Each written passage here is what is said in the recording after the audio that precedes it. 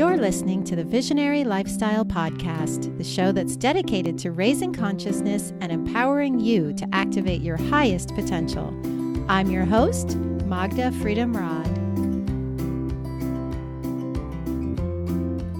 Our guest today is Kachi Ananda.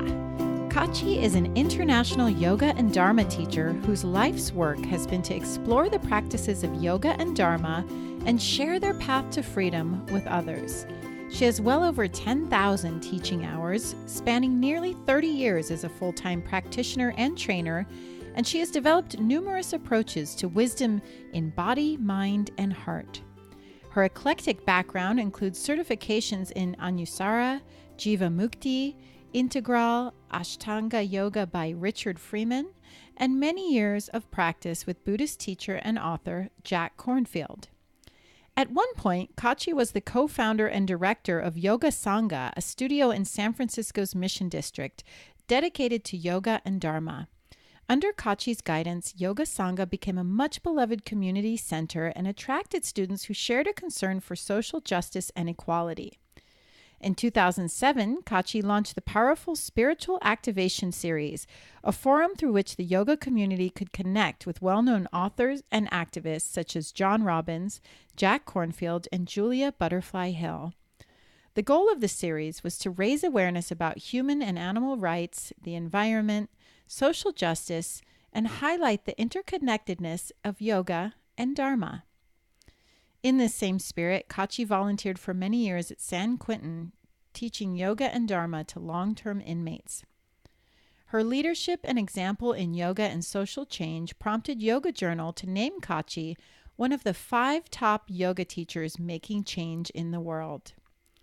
So it was a rare treat to catch her in Bali because she doesn't teach much at festivals or in small classes these days. I sat with her at the Bali Spirit Festival after taking 2 of her classes because I was so impressed with her vast wisdom and open-hearted teaching style. In our interview, Kachi talks about her journey and passion as a yoga teacher for nearly 30 years. We discuss the value of a solo home practice. We talk about expressing the elements through your practice and how practicing yoga helps you trust your own inner authority and can make the world a better place. Check the show notes to find Kachi's schedule, links to her book, and also her inspiring Instagram account, as well as SoundCloud, which includes a large playlist of her yoga classes. I found her energy incredibly sincere, uplifting, and inspirational. I hope you do too. Enjoy the show, and namaste. Kachi Ananda, welcome to the show. Thank you. Thank you very much for having me. I'm grateful for your time here. I know we're all so busy at the Bali Spirit Festival. There's a lot going on, and every cycle, every time slot, there's a million amazing classes. I've been to 2 of yours. You're the only teacher I went to 2. I'm honored, very honored. Yeah, because I see that you have a lot of wisdom to share, and I really appreciate your energy.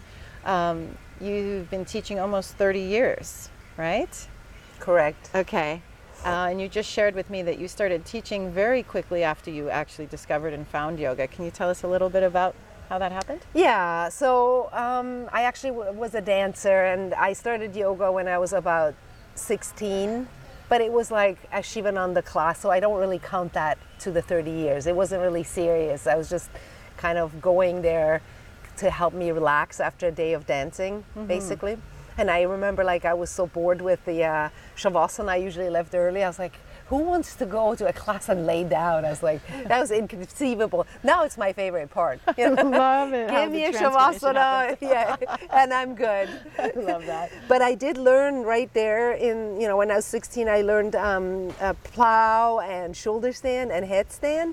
Learned it within 3 weeks, because it felt so relaxing. And it's still my favorite pose. Headstand, I usually joke and I say, like, I would like to die in headstand, I think I would be fantastic, because I stand on my head every day. It's just one of my favorite poses. I love but then it. anyways, Yeah. I went to Brazil, and then I finally ended up in New York. That was years later, like maybe when I was 22 or 3, which is 30 years ago now. And I fell in with Jiva Mukti. And I just fell in love with it. It was just the most amazing thing.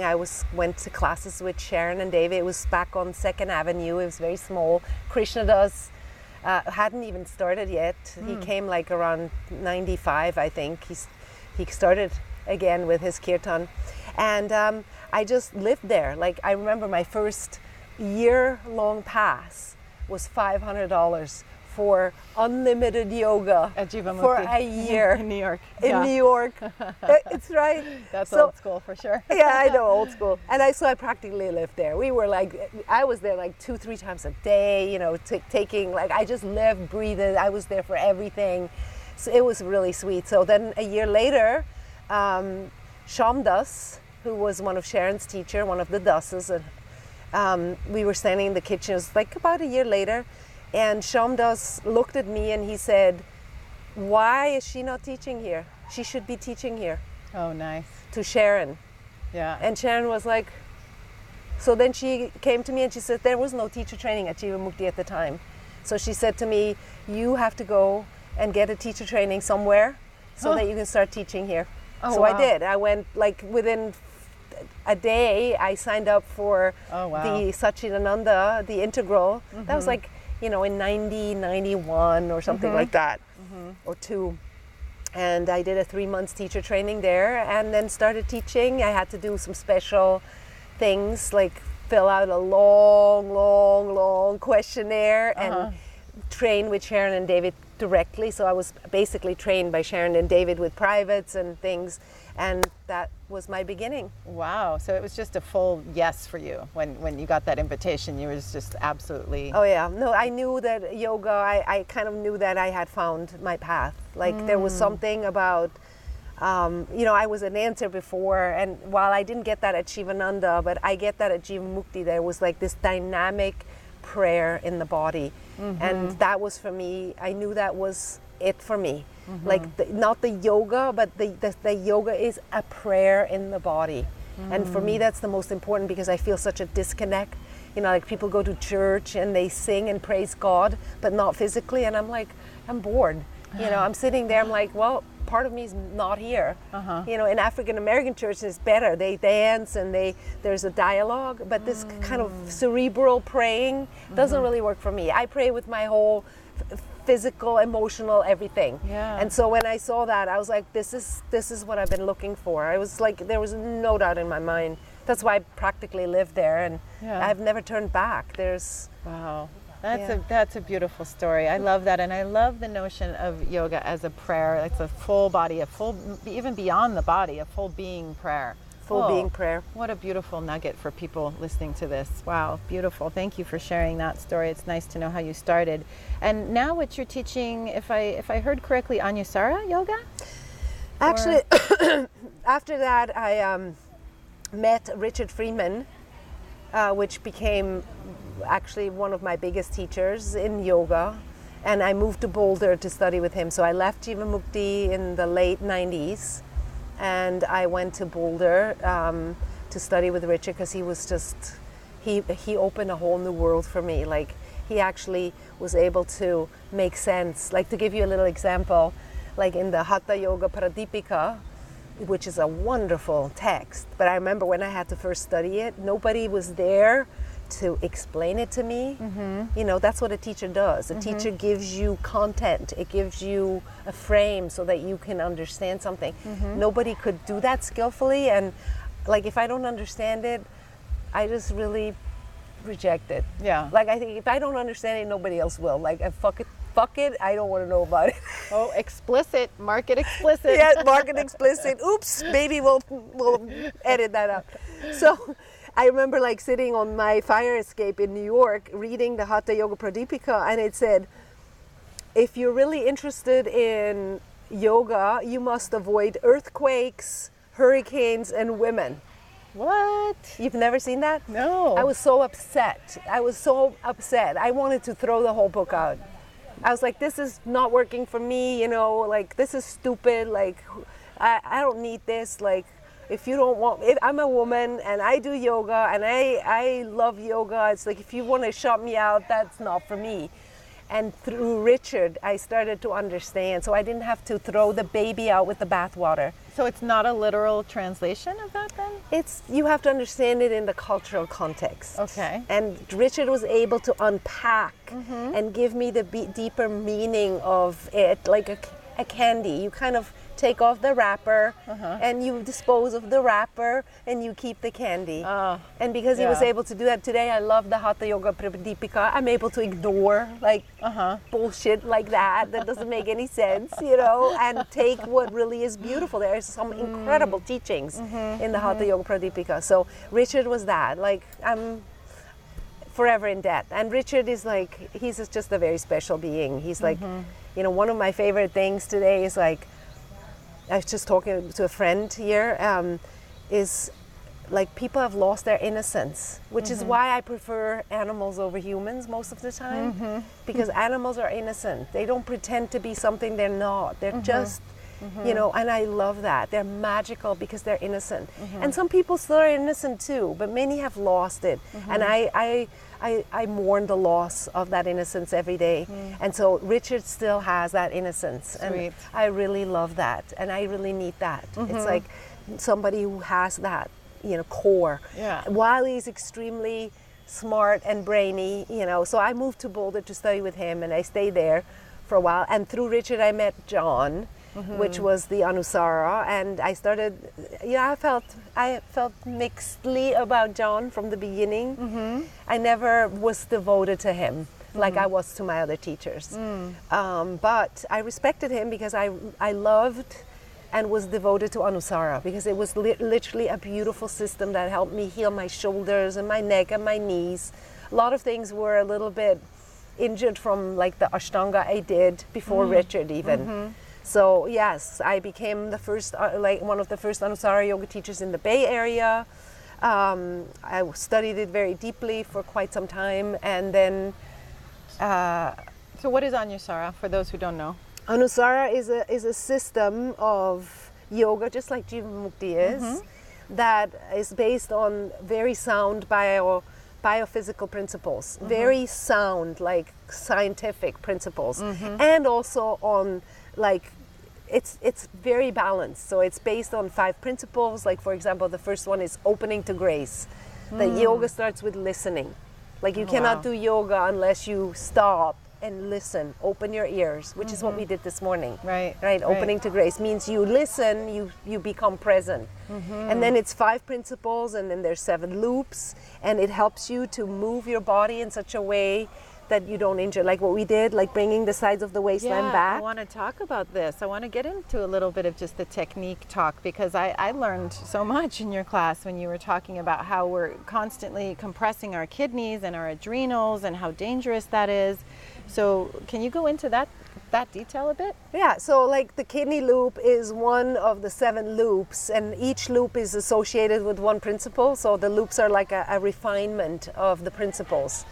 And the kidney loop is associated with opening the grace. Opening the grace is listening. What is listening? It's a humble not knowing, right? It's like emptying your cup before you fill it again. So it's like the attitude of opening to grace is a little bow. It's like, it always reminds me of Jack. He was in the ashram or in his monastery, and he had to bow to everybody, which meant even people that came, you know, before him, but even if they were like young 18-year-old punks who just wanted to have a free meal, he still had to bow to them. And in the beginning, it was difficult. And then he had to find something that it became a practice. I'm finding something I can bow. So in the youth, he would see the potential. Maybe they would become the new Gandhi. So he would bow to that. And before he knew, he bowed to everything that moved. And it just became a way of life. That is opening to grace. That is that willingness to just not know and be present. So physically, it expresses itself like, instead of like, you know, this egotistical arching your back and look at me, chest up and forward and look at me, all the back bends. Usually you see the nose up, all of it.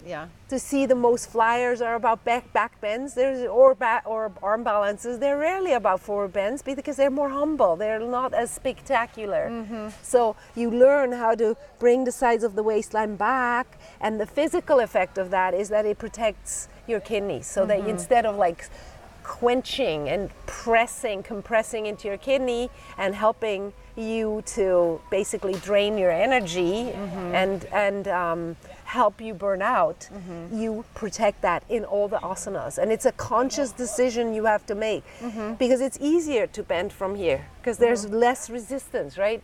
Most people are really stiff in the upper chest and stiff in the legs. So we do all of our back bends from the middle of the back, which is exactly the compression of the kidneys.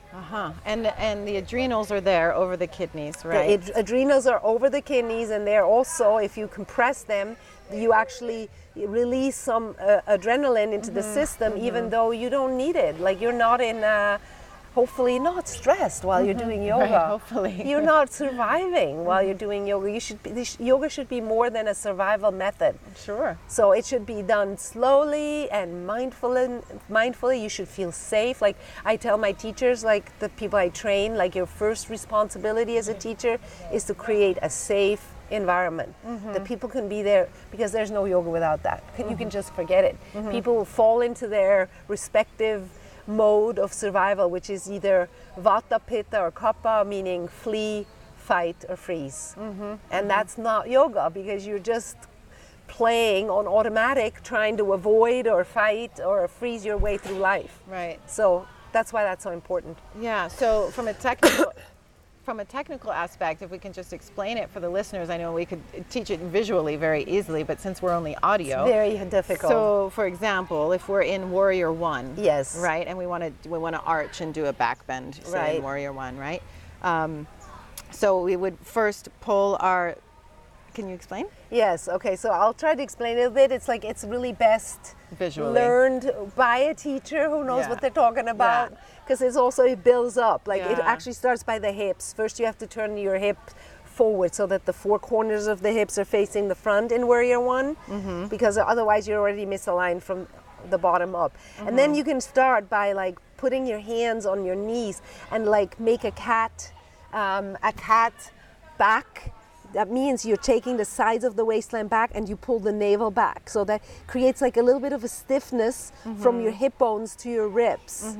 And then you're beginning to lean back, but you don't stick your ribs forward. You try to resist. So literally you resist, like you have a corset on, and then you actually have to do the work up higher, meaning from your ribs up into your shoulders. That's what's opening in a back bend. While resisting the upper back, while we're resisting in the middle, but it takes a conscious act because it's so easy to bend from there. That's the place of released resistance. And that's not yoga. Yoga doesn't mean we're going always with the flow.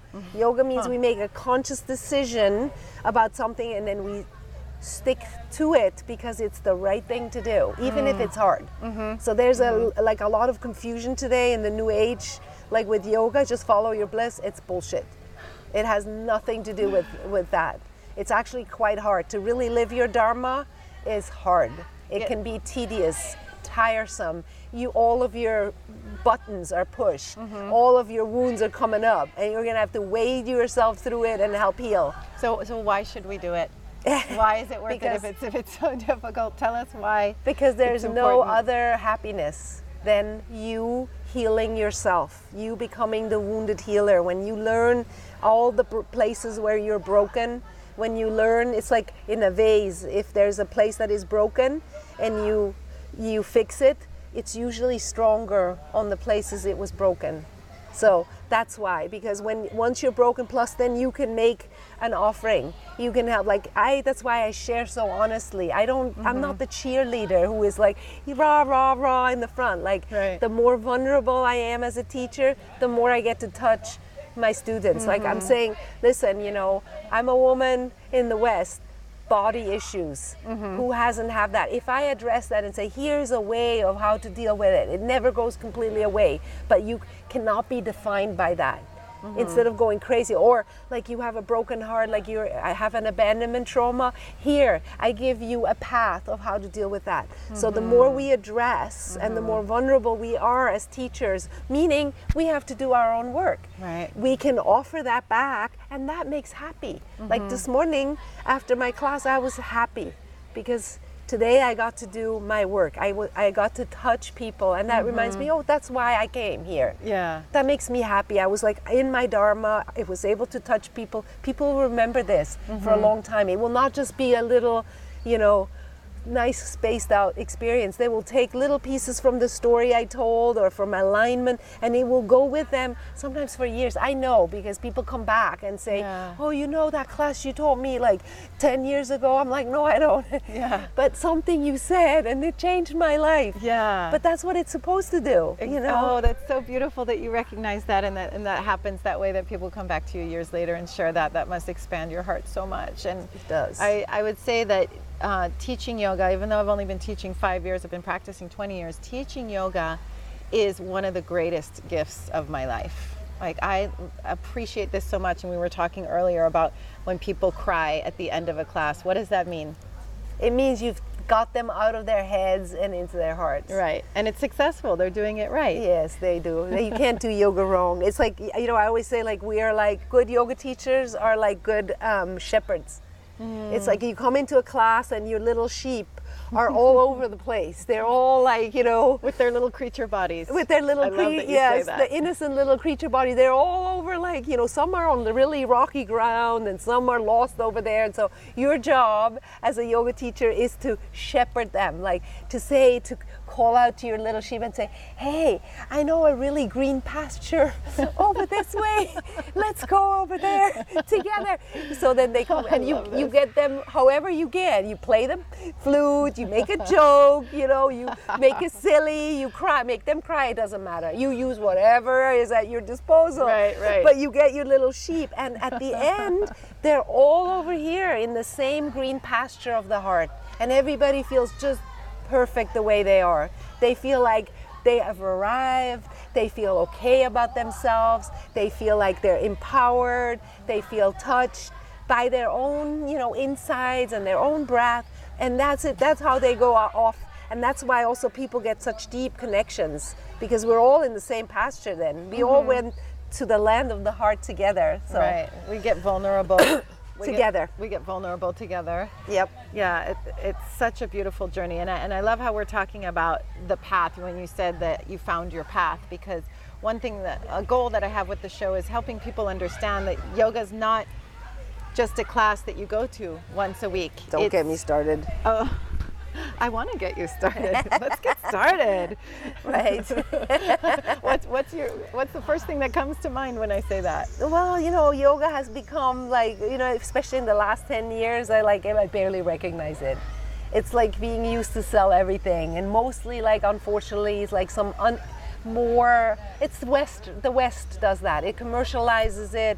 It's like, used to sell fitness. It's used to sell beauty, like as if, having, like I often say that to my students, okay, so yeah, your body will get more beautiful with regular practice to a certain degree. Like, it will still start sagging, when you're turning 50.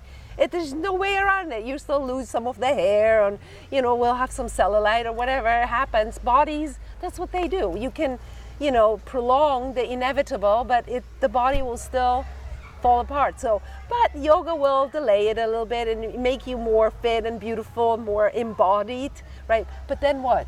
What are you gonna do? Stand in front of the mirror and admire yourself all day long? Is that why you would do it, right? Then they have to laugh. And they're like, yeah, right. Okay, so we're not doing it to attain a beautiful body or even get healthy, or even none of these what they're selling yoga for. None of these we do. Like, of course, those are side benefits. They happen kind of along the way. We do this so we are more connected with the one who knows, that inner voice of wisdom that says, okay, this is what needs to be done. I'm gonna go this way. I'm gonna set this intention. I'm gonna call this forth. That's what yoga is for, to completely living out loud, not apologize, especially for women. That is so important. Women always think they're too loud, or do this, or not enough of that. And it's like, that's all, it's conditioning of the patriarchy, and we got to get rid of it. Because if we don't, we're not going to survive as a species. Literally, we're not. Amen to that. It's the divine feminine that we need to... Oh boy. ever. Empower. Yes, Right? that's what I mostly do. I empower the divine feminine, mostly in my female students, but also in my male students. They also need it. Sure. They They need to recognize it. They need to know who she is and nurture her. they need to protect. They need to become the protector. Like my husband. My husband is Protect, sure. is like the protector. Like, oh my God, he's always thinking of me first. He's the true masculine. He's this beautiful, handsome, like 6'5" martial artist. Like, I mean, he could kick anybody's butt from here to kingdom. I mean, he's really strong. You would Beautiful. not want to cross him. Native American. Part Native or American, and he always thinks about me first, and he's he's always there to protect me energetically, physically, emotionally. Like, if I have a crisis or I feel like tired because I travel, I call him, and he's right there with me. Beautiful. Oh yeah, So, yeah, that's what the true male is. Right, and we need to empower men into their divine masculine and also to recognize the divine feminine and her power. Yep. Yeah. Wow, this is beautiful. I'm really appreciating this conversation. The path of yoga and true yoga is more than asana, right? Oh my God. Can we talk about that for a minute? Yes, yes. So the asanas are basically a bridge between. So my favorite translation of yoga asana is skill in action. So you have the space of embodying your values. So if you're in meditation, or if you're in nature, or if you're in a loving space, you're listening to a piece of music, or you make love, or you hang out with your animal, things are simple. You're in your heart, you know what it's about, you know your values, you know what matters, you remember what matters. At the end of the day, are you really gonna worry about how many handstands and how long you could do your handstands? Or are you gonna remember how much you loved, how much you forgave, how much you started over? What is it that you're gonna remember? So the first step is to remember your values, like the one who knows. And the yoga is actually the middle ground of where you get to practice your kindness. It's not enough to be ahimsa and then go into your yoga class and torture the crap out of the innocent little, pushing harder and The creature more. body. The creature body. Creature body. It's not. That's not ahimsa. In yoga you get to practice. Like your intention today is ahimsa. Go. Practice that on your mat, right? Like your intention is generosity, go practice that on your mat. What does it mean to be generous? What does it actually mean to be generous? Does it have to do with money? Maybe. Is that all? Maybe not. Right? So your yoga is where you move in the world, but not yet in direct contact. It's like a sacred space where you get to move. Not like in meditation where you're sitting. That's why it's a bridge. In yoga, you get to try out embodying your values so that you can bring them out into the world and you can become a more embodied person. That's what yoga asana is. Yeah. That's it. And the other aspects of yoga, I mean, meditation is an aspect of yoga, right? Chanting mantra is an aspect of yoga. I noticed that you open your classes and maybe even close them as well, right? With chanting mantra. Can we talk about that for a minute? Yes, well, for me, the mantras are like, there's a shamanic quality to it, which is like the same. That's actually my third more unofficial leg is shamanism. And in shamanism, you basically quiet the mind, you hypnotize the mind. You can do that through sacred plant medicine. So that the mind becomes quiet, so that there are other realities are opening, like your connection to nature, for example. That opens when you're not up caught in your head. But it's almost the head is so strong, the mind is so strong that you need to get some technique to get it to step out of the way so that these other realities can actually happen. So mantra is another way. It's like shamanism, instead of like doing sacred medicine, sacred plant medicine, it's like you're giving, your mind is the wild tiger, and you're tossing it something to eat, right? So keep it busy for a minute. So you could keep, like, the mind repeats the mantra. It's the same in Vipassana. You keep the focus on the breath. For some, the breath is easier. For some, the mantra is easier. Plus, of course, the mantra, the way that I sing it, has a heartfelt quality. Sure it does. I was there. I know, right? So that it immediately drops people into their heart, even better. So it's like it like chanting is the oldest language on earth. So there's a reason why people chant around the fire. They whistle in the shower. It's like it also means that you're switching away from the sympathetic nervous system into the parasympathetic nervous system, right? Because you can't sing when you're stressed, Right. and you're not singing when you don't sing to get from point A to point B. It's like dancing. You don't like dance so you can get from one side of the room to the other. You dance for its own sake, which is an excellent preparation for yoga. If you can stop taking yoga like as a goal-oriented, where you need to go more flexible or more poses, if you can let go of that and just be in the moment skillfully applying what needs to be applied. Some days that means your asanas are going to be really compassionate, really sweet. You're going to do lots of child's pose. I always say use your will to get to your mat, but once you're there, leave the will outside with your shoes. Right? Good one, yeah. Then you do what needs to be done. Some days show up and be present for whatever's coming through. Yes, that's yoga. Like some days that means you have to do a little burning, like little bit of harder practice, a little sweat. Like there's the fiery quality. You have to burn something off. Some days it's the water. You have to cry and dissolve everything. Right. And sometimes it's light and happy, your yoga practice. And sometimes it's heavy and Earth.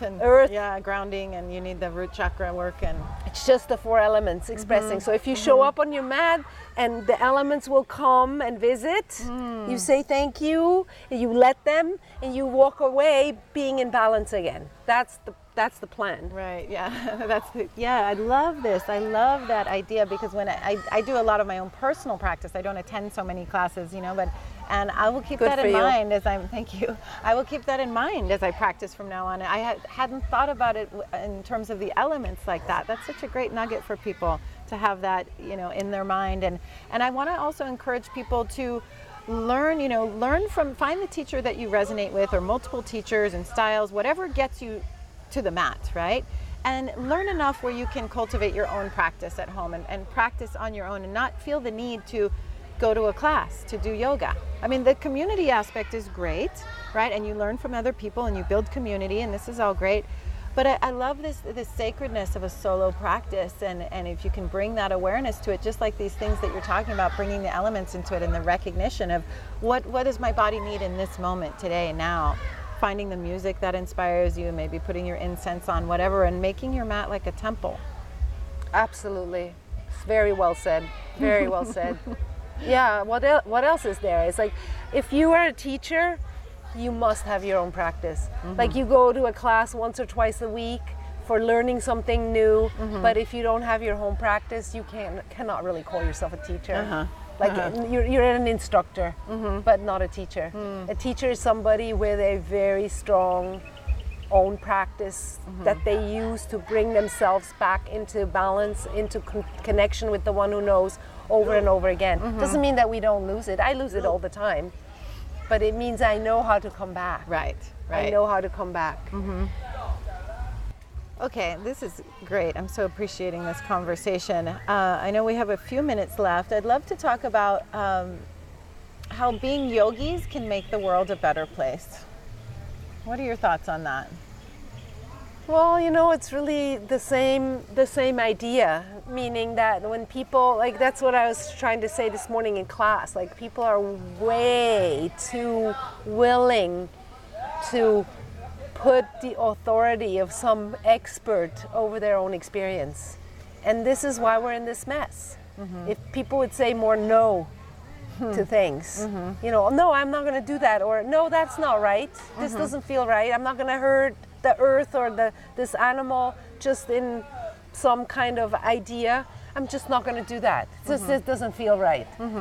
But you can only do that if you have some sort of a practice where you hear your own inner authority, where your inner compass becomes so strong that it doesn't matter who says what in the end. Like, you will trust your experience all the way. Even if you sometimes err, well, so big deal, you know? Sometimes like there are confusing that your own inner authority is so strong that like your inner compass is just set. And like sometimes, you know, I get like, I'm very sensitive. So I like all that many people around is like, it gets overwhelming for me a lot. So when I'm overwhelmed, I retreat. I go back. I listen, you know, what do I need? Like, oh, I need just a little bit alone time. You know what to give yourself, so you don't like, you have it's like a boat. Most people are like little boats on the ocean with no Rudder. They're just like being like, the wind blows from here. They're called the 8 worldly winds. When the wind blows from here, they're moved over there, blows from here. So that you start trusting your own inner authority, and you say no to things that feel wrong. You just simply say no, that's good, that's enough. I usually say that if I'm in a class and somebody's trying to do an unskillful adjustment, which there are so many of, you know, I'm like, thank you, not necessary, I'm good, thank you. Yeah. So tuning our heart chakra, right? So and coming within, so we know our inner self and our higher self, and as you say it, the one who knows. I love it expressed that way. Connecting with the truth, really, if we could call it the truth. And then what I'm seeing as you're speaking like this is, you know, the heart chakra all lit up and activated and healthy and glowing bright emerald green, like this incredible jungle we're sitting in the middle of right now. We're solely sitting in the heart chakra right here. It's so beautiful. So true. And then bringing that up into the throat chakra, right? Using the voice to say no to something that's wrong for you, and maybe even using our voice like as an activist for saying no to what's wrong, for any injustice that we witness. Thank you. Like there's a proverb in Chinese that says that the root of the tongue has to be centered in the heart. What does that mean? It's like, otherwise you become a talking head. Talking heads are people who are just like talking up here. There's no root in that heart, like, and they don't really say anything. Right? You notice, like, you kind of tune out. Like, there's no impact on the words they have because it's all like ideas and they can switch. Like, people have impact when the root of their tongue goes down into the heart, and then anything you say will like hit people, you know, remind them of the truth. And so it's not only just to say no to things, but it's also saying yes. Every time you say no to something, you actually say yes to something else. So it's not that's not the saying no. It's called neti. Right. It's not the end of the journey, but it's a necessary step, especially for women, because women tend to say yes to everything all the time. It's moving the rudder. It's moving the rudder. Yeah, that's correct. Yes or no, either one moves the rudder and moves you in one direction or another. Right. And hopefully yoga helps us hone our rudder skills. Right? Yes, I like that. Well put. Perfect. Well, thank you so much for spending this time. I just remembered one more question I wanted to ask you about, just on the yogic path, about food choices and eating animals. What are your thoughts? Well, you know, my husband is native, part native, and he calls himself a selective omnivore. And he needs a little meat. He will only eat meat from sources that he knows where they come from. Like, we have actually, our neighbor is from Alaska, and she hunts all of her own meat twice a year. They go out for a deer or elk hunt. Every little part of that animal is being used. She cries before she kills the animal. She prays over it. It's done in a sacred manner. She thanks the animal for feeding her family and her dogs and everybody, and providing sustenance. So kind of in the native way. And I can't find any fault with that. Like, it's, you know, I don't eat meat personally. If I ever would eat meat again, which might one day be necessary, who knows, if this whole thing falls apart, which is possible. This whole system is teetering on the edge anyways, so it may collapse. And you know, if I'm facing either starvation or eating meat, I will hunt myself. Right. So I made that decision a long time ago. If I want to eat meat, I will hunt and kill it myself. But I don't need it. I don't want to kill anything that's alive. I love animals so much. I just cannot imagine eating an animal. I don't want it. I don't want to eat it. But it is a personal choice. What I do hope that people make a conscious choice. Like there's so much unconsciousness. If people actually knew what's going on with the animal husbandry, people would be completely appalled. But it's also interesting to know that people don't want to know.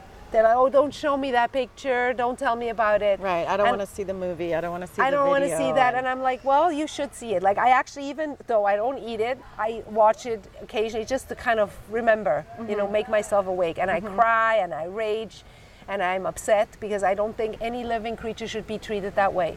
So my hope is that if you choose to eat meat, that you do it consciously, that you know where your animal came from, that it had a good life, that it was treated, that it was humanely killed, and that you can stand behind it in every which way. And if you then want to eat it, please do. I mean, I'm not saying that you shouldn't eat meat. That's not up to me. I don't have that authority. You know, I don't like make the life difficult for my husband because he eats meat. Yeah.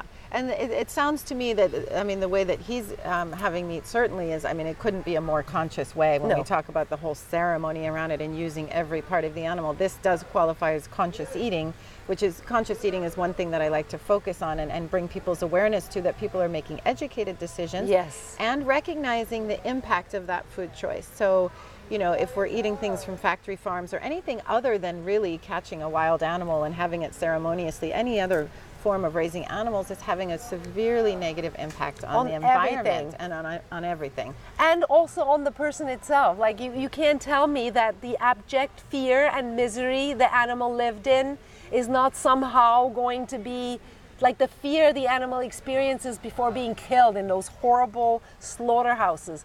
You can't tell me that some of that essence of that is not going into the person eating it. We wonder why we're one of the most fearful, like in America, one of the most fearful nations in the world. We're paranoid, like so paranoid. Well, how can you not see? Yeah, we're pigging out on animal products. That were abject misery and fear their entire life. So of course you were eating that, so you're gonna feel that. Right, and so you are what you eat, because everything's vibration, right? So if you're eating the vibration of fear and misery. Well, you're even eating the trapped adrenaline. These animals feel stress, so that's adrenaline that actually makes the meat kind of sour, and that's a physical byproduct you're eating. So it's not just vibration, it's physical too. Because then we get into the gunas with the food choices too, right? So that meat is rajas, right? Or yeah, you know, I love the Ayurvedic system. I do, like especially the Vata, Pitta, Kapha. I use that all the time. With the gunas, like I see the gunas a little bit different, and I do not extend the gunas to the food I eat because, like, to tell you the truth, like I think garlic is a gift from God. Everybody should eat garlic. Like it's a natural antibiotic, especially with maybe like, you know, when the whole thing came about, it wasn't necessary. But now, you know, with all the toxins that we're exposed to, this is absolutely necessary. It's nature's antibiotic. It's nature's antibiotics. Onions, there's nothing better for your gut than onions. Psst. Hey, psst. There's nothing better for your gut than onions. So for the gut, it's absolutely important to have onions. Like we're on the edge of understanding so much more, like that you can't honestly say it's a me, it's actually an us.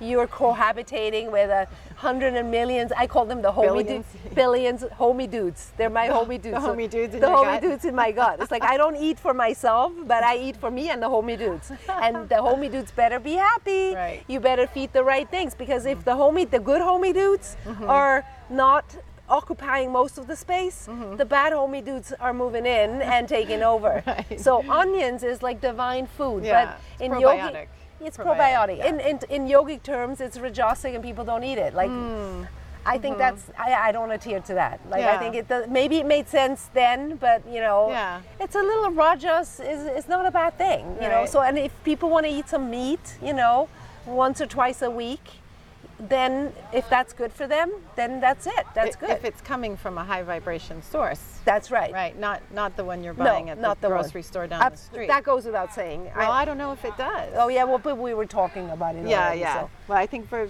people who might be listening, Yes. No, absolutely. Please inform yourself and make conscious choices of where your food sources come from. Yeah. Everything. Yeah. Everything really. Yeah. I appreciate your perspective and your wisdom and your knowledge and your bright light and your energy and your offerings here and everywhere that you go. Where can people find you, and what's the best way for people to learn from you? Oh, thank you. Well, I'm not really a teacher for the masses. So this is actually, I only go to a few little festivals. This is already on the edge for me of being so big. So it's a rare treat that we have you here. It is a rare treat. Oh, that's it's nice. a rare treat because I like smaller work where I can go really deep with people. Do you do retreats or? So I do retreats. The best way is to sign up for my newsletter. It's or you can go to my website, which is info@kachiananda.com and send me an email, or just kachiananda.com. We'll put a link in the show notes. Perfect. So it's easy for people to find. There you go.